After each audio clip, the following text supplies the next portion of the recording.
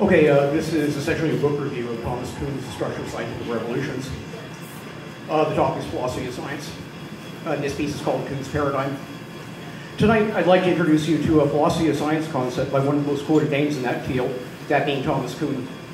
His primary work, The Structure of Scientific Revolutions, has been labeled by some as the most important book of the 20th century. Published in 1962, it played a large part in establishing philosophy of science as a field of inquiry.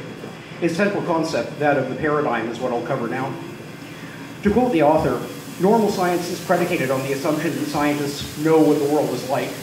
In other words, there exists within the contemporary research community a shared conceptual model, one frequently identified, which guides their research. This model directs both the type of questions the scientists will ask, along with the type of answers considered acceptable. This worldview is what Kuhn refers to as a paradigm. Standard philosophy of science likes to highlight two major revolutions in human thought that exemplify significant advances in scientific thinking that constitute a new paradigm of thought. These are the transition from the Ptolemaic model of the solar system to the Copernican model, and the movement from Newtonian mechanics to relativity. There's other examples, but I'm going to focus on these two for the sake of economy. In roughly 100 AD, Claudius Ptolemy advanced a model of the solar system, which was mostly a refinement of what his society had inherited from the Greeks, one with the Earth at its center. It boasted an unusual success in predicting the motions of the planets to an observer, enough that it became the standard model and remained unchallenged for another 13 centuries. An interesting aside is that modern-day planetariums, with their motorized projectors, use gearing systems that imitate Ptolemaic motion to project the sky from an earthbound perspective. It was that successful. But in 1543, along comes Nicholas Copernicus, a Polish astronomer who takes issue with some of the irregularities in the Ptolemaic model, particularly growing inaccuracy in its predictions over time. He advances the heliocentric model, one with the sun at the center of the system. This new idea answers many of the former's unresolved technical problems, and of course introduces a whole new set of political ones. Planetary motion, which requires complex behavior such as epicycles, now can be explained just by placing every planet orbiting the sun along with the Earth. A new paradigm for astronomy has been wrought.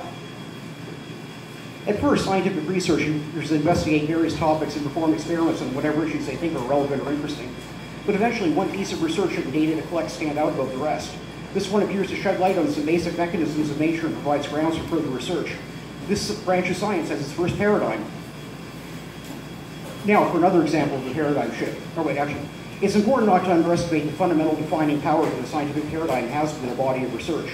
It isn't just that these two scientists see a different picture when they look at the phenomena they're studying, it's that they can't even have a conversation with each other.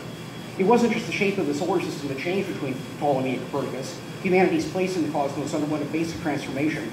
The new brand of astronomer saw himself standing on different ground as he went stargazing. Now for another example. In 1686, Isaac Newton develops the three laws of motion to further explain the behavior of the planets and physical motion in general. This set of rules meets with immense success and remains without competition until the 20th century. These three laws are used by engineers and physicists as well as astronomers to provide a direct route to apply mathematics to observe physical motion. Although physics has undergone two complete revolutions since Newton conceived this model, these three laws remain as relevant as ever. But in the 19th century, new evidence occurred. There was a reasonably accurate determination of the speed of light. More importantly, the famous Michelson-Morley experiment proved that light came from the observer at exactly the same speed regardless of whether you were moving towards or away from it.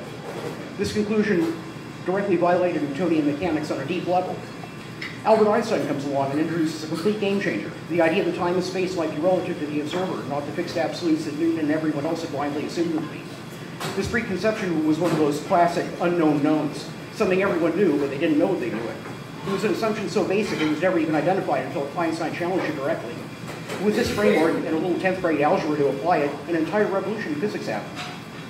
Now, marching to the banner of the current paradigm, the researchers at work encounter phenomena which don't necessarily fit the explanatory framework entirely, or perhaps not at all.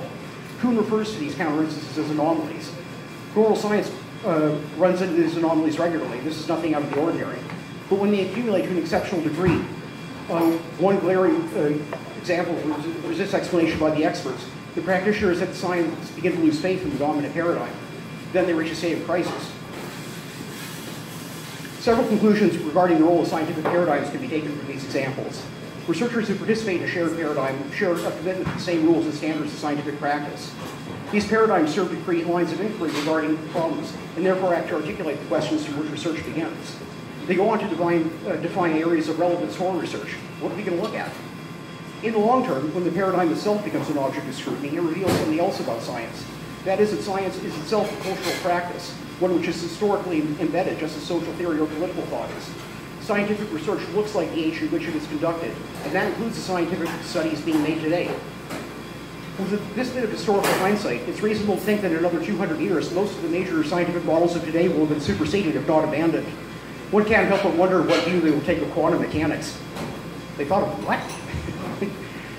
The schemes of definition within that generation will be working will likely make many of our current models look like phlogiston theory of combustion or the caloric theory of heat, both accepted models 2 centuries ago. But what's important to remember is that those models provided at least some explanatory value to the scientists of that time, and the same can certainly be said of the theories we use today. The realization that we're working within the paradigms of the present era shouldn't invalidate us in any way. It should merely make us properly wary of any present-day claims of absolute knowledge, both within and without the community of science. Thanks.